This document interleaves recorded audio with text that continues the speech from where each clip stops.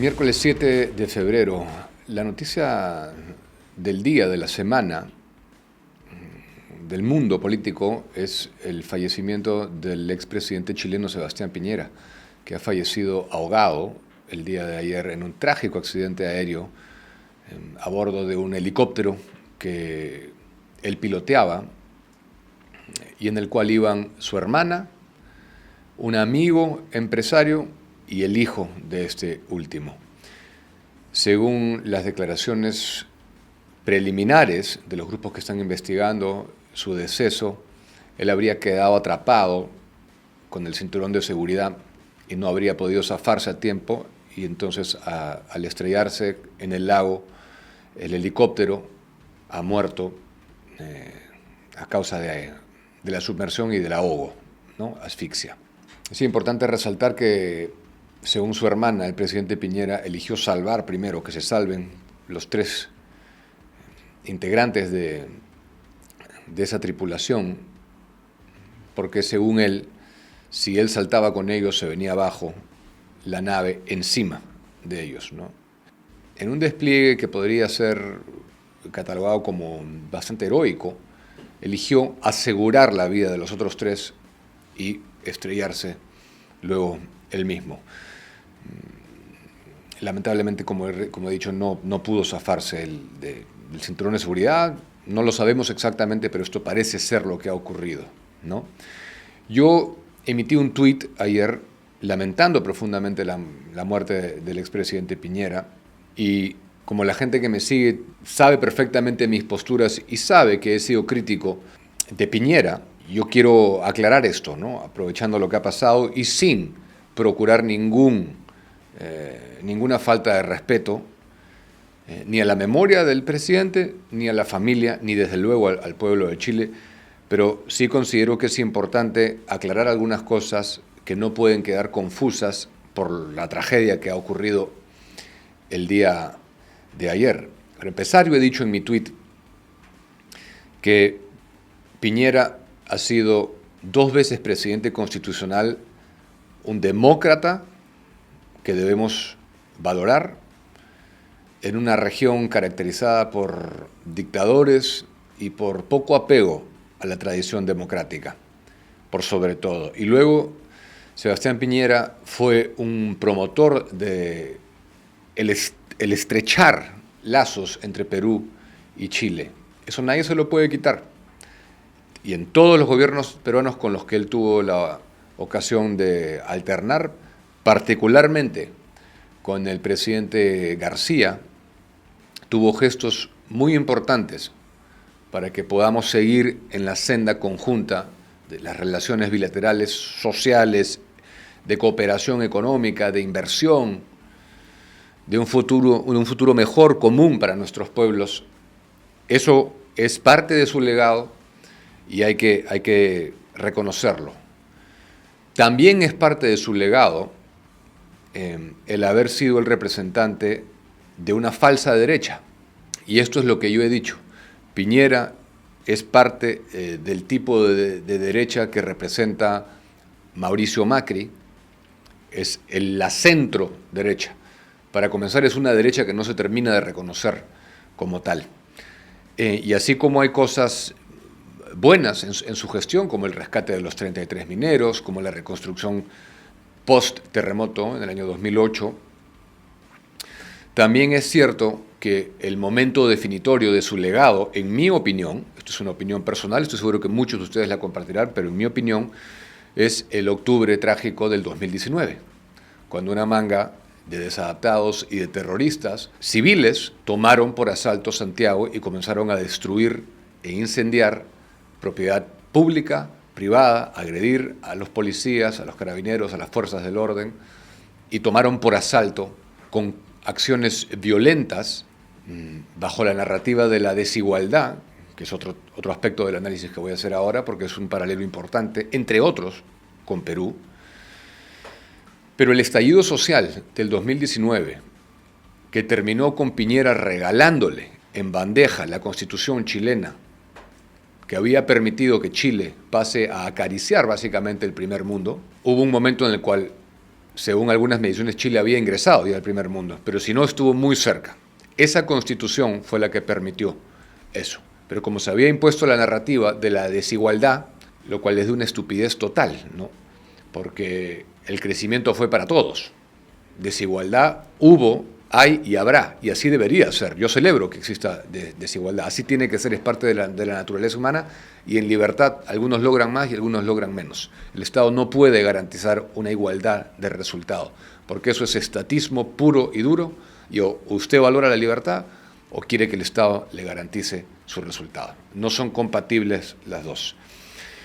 Entonces yo quiero repasar justamente esto, porque en octubre del 2019 lo que comenzó con una protesta estudiantil, que siempre son expertos en victimizarse, ¿no? Los comunistas y todos los progresistas que llenaron ese espacio de convulsión social y de agresión a la sociedad chilena y de reversión, procuraba subvertir el orden de las cosas por la fuerza, por las demandas, por el incendio, por la destrucción, por la violencia, ¿no? Bueno, Piñera, no olvidemos que decretó el estado de emergencia, se desataron algunos enfrentamientos, pero no le dio el apoyo necesario a la policía, a las fuerzas del orden, y eso está claro. Inclusive hay miembros de la policía y todo que integraban su plana de asesores, estarían en el comando conjunto, y le dijeron a él: denos el apoyo político para nosotros actuar y garantizar la seguridad de todos, ¿no? Pues bien, no fue así. Entre otras medidas, recordemos que se protestaba la tarifa del metro, ¿no? Todo comenzó, es más, por el descontento por las tarifas del metro de Santiago. Y esto, si uno les da un centímetro a esta gente, a estos extremistas, después deriva en lo que derivó esto.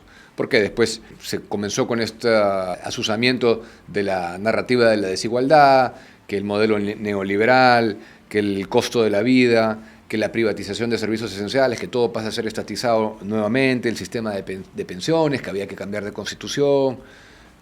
Otro paralelo, ¿ven ustedes cuántos paralelos ha habido en Chile, que hay en Perú también?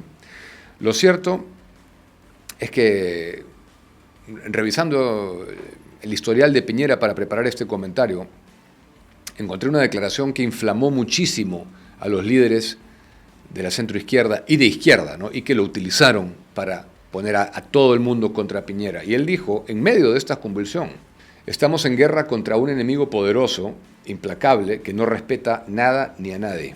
Eso fue muy suave, ¿no? Para mí.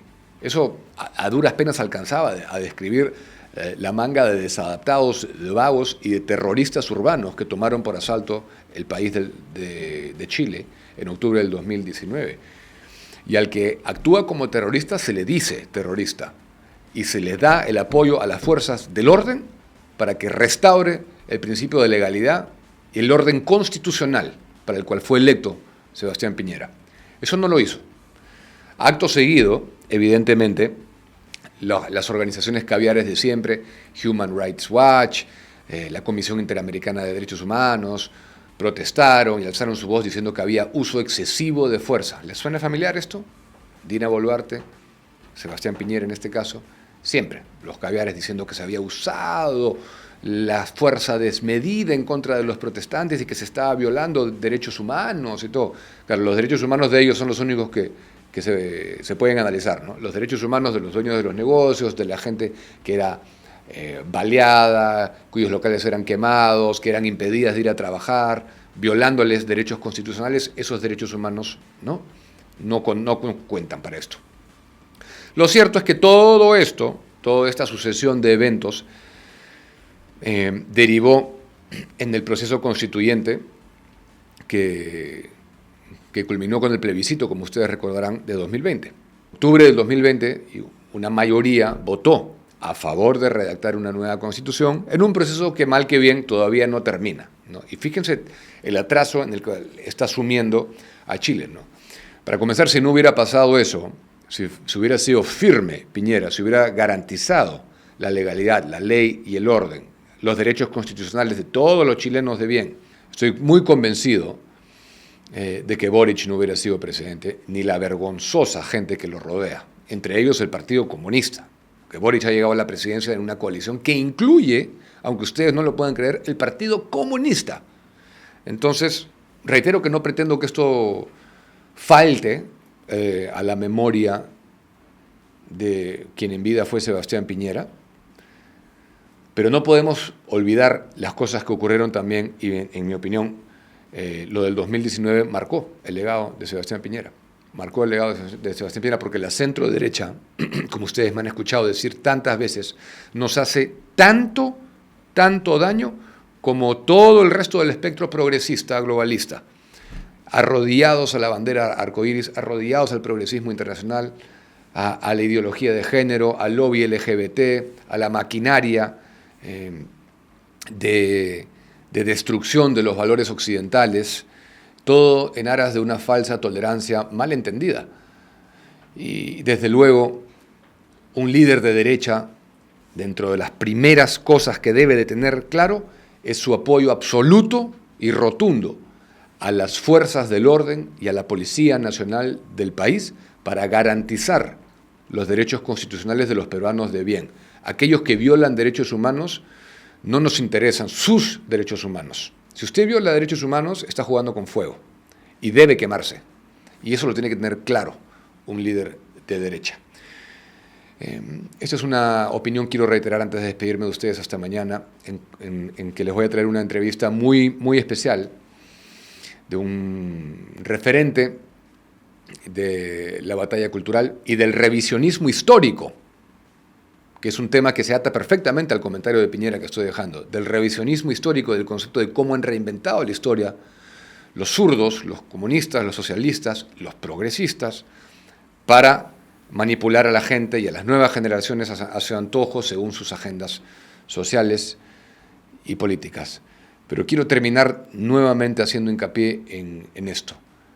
La derecha es la derecha y no puede ceder ante el chantaje, no puede ceder órdenes constitucionales, ni mucho menos constituciones, a desadaptados y a grupos violentistas que procuran subvertir el orden mediante acciones terroristas. Eso hay que tenerlo absolutamente claro. El que no actúa así no es de derecha, será de centro a derecha, de centro o de centro hacia la izquierda. Ese es mi comentario por hoy, nos encontramos mañana.